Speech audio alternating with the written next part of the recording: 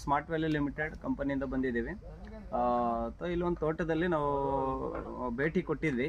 Last ಎಷ್ಟು ದಿವಸ ಆಯಿತು ಸರ್? ಅವಾಗ ನಮ್ಗೆ ಗೊಬ್ಬರ ಕೊಡಬೇಕಾದ್ರೆ ಒನ್ ಮಂತ್ ಆಯಿತು. 1 ಮಂತ್ ಮುಂಚೆ ನಾವು ಇಲ್ಲೊಂದು ಗೊಬ್ಬರ ಕೊಟ್ಟಿದ್ವಿ, ಅಗ್ರೋವೀರ ಗ್ರಾನ್ಯುವಲ್ಸ್ ಅಂತ. ಅಗ್ರೋವೀರ ಗ್ರಾನ್ಯುವಲ್ಸ್ ಕೊಟ್ಟಿದ್ದು ಯಾವ ಗಿಡಕ್ಕೆ ಅಂತ ಇವರು ಆಲ್ರೆಡಿ ಗುರುತಿಟ್ಕೊಂಡಿದ್ದಾರೆ. ಸರ್ ಯಾವ ಊರು ಸರ್ ಇದು?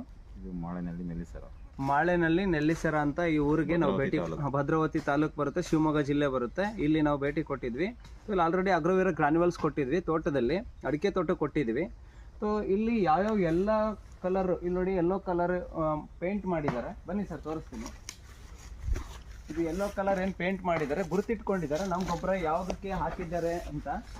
ಇಲ್ಲಿ ನೋಡಿ ಈ ಥರ ಏನಿದೆ ಎಲ್ಲ ಯೆಲ್ಲೋ ಕಲರ್ ಏನೇನು ಪೇಂಟ್ ಹಾಕಿದಾರಲ್ಲ ಅದೆಲ್ಲ ನಮ್ಮ ಗೊಬ್ಬರ ಕೊಟ್ಟಿರೋದು ಗಿಡಗಳಿದ್ದಾವೆ.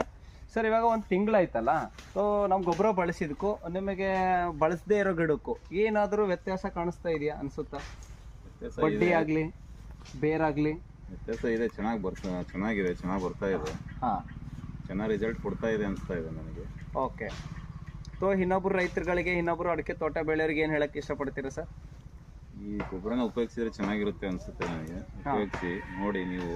ನನಗೇನು ಅನಿಸ್ತಾ ಇದೆ, ಚೆನ್ನಾಗಿ ರಿಸಲ್ಟ್ ಕೊಡ್ತಾ ಇದೆ ಅನಿಸ್ತಾ ಇದೆ. ಓಕೆ, ಥ್ಯಾಂಕ್ ಯು ರೈತರೇ. ಅದೇ ನಾವು ಹೇಳೋದೇನೆಂದರೆ, ನಮ್ಮ ಉದ್ದೇಶ ಏನಂದರೆ ಖರ್ಚು ರೈತರದ್ದು ಕಡಿಮೆ ಮಾಡಬೇಕು,